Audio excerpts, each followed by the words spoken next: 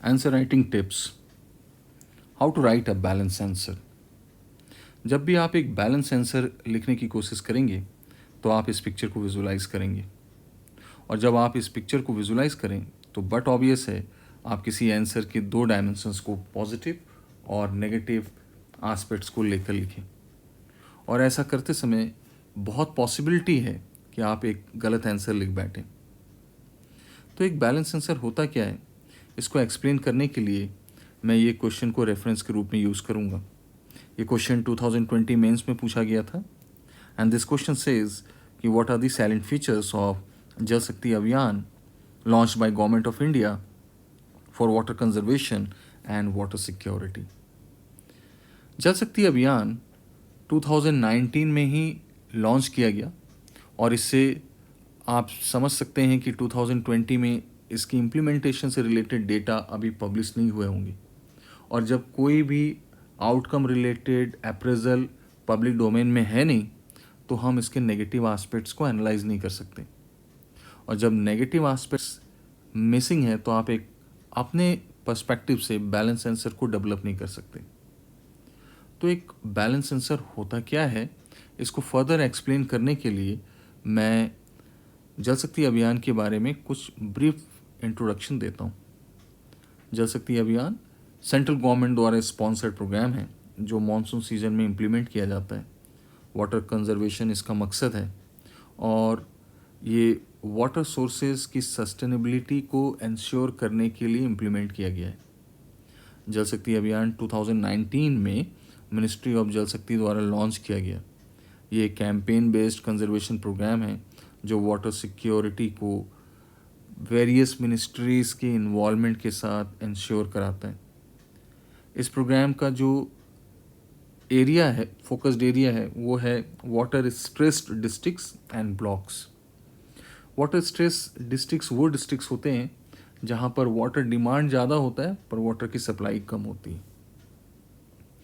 और water conservation को implement करने के लिए जो इंटरवेंशंस हैं वो हैं rain water harvestings, renovation of traditional and other water bodies and tanks, reuse and recharging of water storage related structures, watershed development, and intensive afforestation. Now, अब आप एक बैलेंस आंसर के अप्रोच को समझ पाएंगे।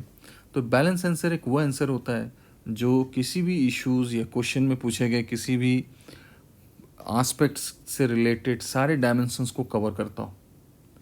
तो इस क्वेश्चन में एक बैलेंस आंसर को लिखने के लिए आपको जल शक्ति अभियान से रिलेटेड सारे डायमेंशंस को इनकॉर्पोरेट करना पड़ेगा।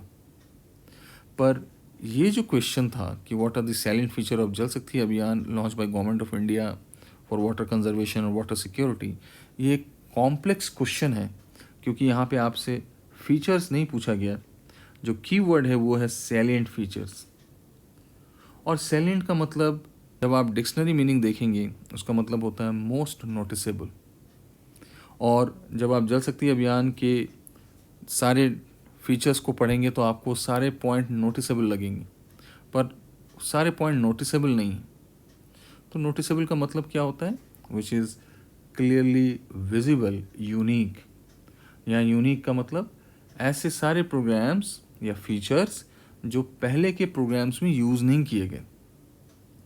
इसका मतलब है कि जब आप सैलेंट फीचर्स को लिखेंगे तो आपको एक कॉम्परेटिव स्टडी करना पड़ेगा। इसको समझने के लिए आपको इस पिक्चर को ध्यान से देखना है। ये डिफरेंट स्टेजेस में इंडिया में वाटर मैनेजमेंट से रिलेटेड प्रोग्राम के यूज़ करने का एक टाइमलाइन है। सबसे पहला जो प्रोग्राम ड्यूरिंग इंडिपेंडेंस यूज़ किया गया वो था IRWM। उसके बाद फर्स्ट नेशनल वाटर पॉलिसी 1987 में इम्प्लीमेंट किया गया। देन 1990s में community management of water supply system को इम्प्लीमेंट किया गया। सेकेंड नेशनल वाटर पॉलिसी 2002 में आया, और थर्ड नेशनल वाटर पॉलिसी 2012 में आया। तो इन सारे जो प्रोग्राम्स अब तक वाटर मैनेजमेंट से रिलेटेड इम्प्लीमेंट किए गए, उनके ऑब्जेक्टिव्स को आपको जल शक्ति अभियान के फीचर्स के साथ कंपेयर करना है और देखना है कि कॉम्परेटिव स्टडी में ऐसे कौन कौन से फीचर्स हैं नोटिसेबल हैं, जो कि अब तक के जितने प्रोग्राम्स हैं उसमें एब्सेंट थे। इसको समझने के लिए हम एक पॉइंट टू पॉइंट बेसिस पे एनालाइज करते हैं। जैसा कि हमें सबको पता है कि वाटर एक स्टेट सब्जेक्ट है। इसका मतलब है कि जो स्टेट गवर्नमेंट है उनके पास एक अपर हैंड है इससे रिलेटेड पॉलिसी बनाने के लिए, जबकि जल शक्ति अभियान एक नेशनल प्रोग्राम है जो कि नेशनल फ्रेमवर्क के ऊपर बेस्ड है। ऐसा इसलिए कि एक आपस में स्टेट्स के बीच में कोऑपरेशन हो और इसको एक इंडिया वाइड लेवल पे इम्प्लीमेंट किया जा सके। जो वाटर मैनेजमेंट रिलेटेड प्रोग्राम थे ड्यूरिंग इंडिपेंडेंस, उसमें जो सबसे पहले प्रोग्राम हुआ करते थे, उन प्रोग्राम के जो ऑब्जेक्टिव थे वो एसेट्स क्रिएशन, मतलब कि वाटर रिसोर्सेज से रिलेटेड कंस्ट्रक्शन को एम्फेसाइज करते थे और उनका मेन फोकस था construction of reservoir, dams and canals. जबकि आप जल शक्ति अभियान को देखेंगे तो इसका जो ऑब्जेक्टिव है वो है renovation, reuse, recharge of water bodies etcetera. और यही एक नोटिसेबल डिफरेंस है जल शक्ति अभियान और बाकी के प्रोग्राम में, जिसको आपको हाईलाइट करना है और एनालाइज करना है। और जो प्रोग्राम आप देखेंगे जैसे IRWM, integrated water resource management, जो 1980s में इम्प्लीमेंट किया गया था, इस प्रोग्राम का जो मेन ऑब्जेक्टिव था वो डिस्ट्रीब्यूशन ऑफ वाटर सप्लाई के ऊपर था। जबकि जल शक्ति अभियान का जो मेन मकसद है वो है water accessibility in rural areas and conservation in water stressed regions. Water accessibility का मतलब होता है easily availability at local places.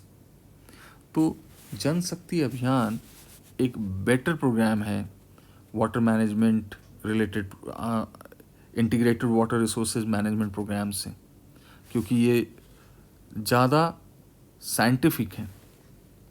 आपको ऐसे पॉइंट्स को हाईलाइट करना है।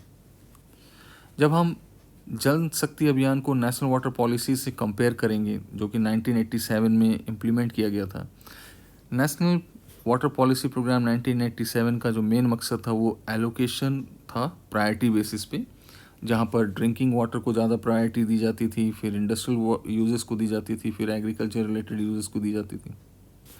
जबकि जल शक्ति अभियान में रनिंग वाटर टैप को यूज़ करके वाटर डिस्ट्रीब्यूशन की पेनिट्रेशन को और बढ़ाया गया है, जिससे कि वाटर के कंजम्पशन को बेटर कवरेज मिल सके। ये प्रोग्राम ज़्यादा ड्यूरेबल प्रोग्राम है नेशनल वाटर पॉलिसीज़ में, और ये एक नोटिसेबल डिफरेंस को पैदा करता है। और इसी पॉइंट को आपको हाईलाइट करना है अपने आंसर में, और ये पॉइंट को हाईलाइट करते समय आपको एनालाइज भी करना है कि ये जल शक्ति अभियान नेशनल वाटर पॉलिसी के इस आस्पेक्ट से कैसे यूनिक और डिफरेंट है। जब आप community management of water supply system से जल शक्ति अभियान को कंपेयर करेंगे तो आपको दिखेगा कि कम्युनिटी मैनेजमेंट प्रोग्राम में वर्ल्ड बैंक का इंटरवेंशन था, उसकी इन्वॉल्वमेंट थी, और ये इस चीज़ को इंडिकेट करता है कि जो नेशनल इंस्टीट्यूशन है जो वाटर मैनेजमेंट को डील कर रहे हैं वो इतने एफिशिएंट नहीं है, इसलिए हमें फॉरेन सपोर्ट लेना पड़ रहा है। तो ये पहले के जो प्रोग्राम हैं वो इस बात को इंडिकेट करते हैं कि जो वाटर मैनेजमेंट रिलेटेड इंस्टीट्यूशंस थे वो वीक थे। जबकि जल शक्ति अभियान मिनिस्ट्री ऑफ जल शक्ति द्वारा इम्प्लीमेंट किया गया है, और ये एक स्ट्रॉन्ग नेशनल इंस्टीट्यूशन को दर्शाता है। जब आप जल शक्ति अभियान के फीचर्स को नेशनल वाटर पॉलिसी 2002 से कंपेयर करेंगे तो आपको दिखेगा कि 2002 नेशनल वाटर पॉलिसी में जो अप्रोच था वो इंटीग्रेटेड और मल्टीडिसिप्लिनरी अप्रोच था, जबकि जल शक्ति अभियान में rain water harvesting, water set development, intensive afforestation को एम्फेसाइज किया गया है, जो कि 2002 नेशनल वाटर पॉलिसी से ज़्यादा डायनामिक और डाइवर्सिफाइड है, और ये भी एक नोटिसेबल पॉइंट है।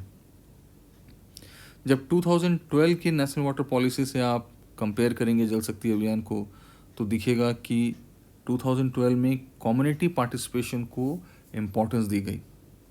वैसे ही कुछ आपको जल शक्ति अभियान में मिलेगा जहाँ पर कम्युनिटी पार्टिसिपेशन के फीचर्स मौजूद हैं, पर इस कम्युनिटी पार्टिसिपेशन को एक वाटर एंड सैनिटेशन कमेटी से लिंक करके इम्प्लीमेंट किया जाता है, जो कि ज़्यादा साइंटिफिक, प्रैग्मेटिक और यूज़फुल है। सो इस तरह से आप नोटिसेबल सैलेंट फीचर्स को आप एनालाइज करके अपने आंसर में लिख सकते हैं, और इसी बेसिस से आपको बाकी कॉम्पिटिटर से एक्स्ट्रा मार्क्स मिलेगा। कॉन्क्लूज़न में आप ये कह सकते हैं कि जल शक्ति अभियान अब तक के जितने भी कन्वेंशनल, अनप्रोडक्टिव, इनएफिशिएंट प्रोग्राम थे, उससे ये बेहतर प्रोग्राम है, क्योंकि इसमें बहुत प्रैग्मेटिक अप्रोच को इनकॉर्पोरेट किया गया है। पर इसमें अभी भी कुछ स्कोप है इम्प्रूवमेंट का, जैसे रेस्ट्रिक्टिव पॉलिसीज़ अभी तक इसमें कहीं इंडिकेट नहीं की गई है, जैसे कि डिमांड को रैशनलाइज और रैशन किया जा सके, और कुछ आप अपने पॉइंट सजेशन के रूप में उसमें लास्ट में कंक्लूजन में इंक्लूड कर सकते हैं। और इस बेसिस पे जब आप लिखेंगे तो आपके आंसर ज़्यादा एनालिटिकल होगा, और इसी बेसिस पर एग्जामिनर आपके decision making power, administrative skills को एनालाइज कर पाएंगे। आंसर राइटिंग के ऊपर आईएएस कॉन्क्लेव में कुछ प्रोग्राम चल रहे हैं, और आपको कुछ प्रोग्राम्स इसमें ऑफ़र किए जाते हैं। इसकी जानकारी लेने के लिए आप अपने ईमेल एड्रेस को कमेंट बॉक्स में लिख सकते हैं। उसके बेसिस में हमारे टीम मेंबर आपको कम्युनिकेट करेंगे। और आंसर राइटिंग से रिलेटेड आपकी कोई रिक्वायरमेंट हो या आपके पास कोई सजेशन हो, अपने ओपिनियन ज़रूर कमेंट बॉक्स में लिखें। उसको ही फोकस करके नए वीडियोस बनाए जाते हैं। और अगर आपको ये चैनल पसंद आया तो ज़रूर इसको सब्सक्राइब करें। Thank you.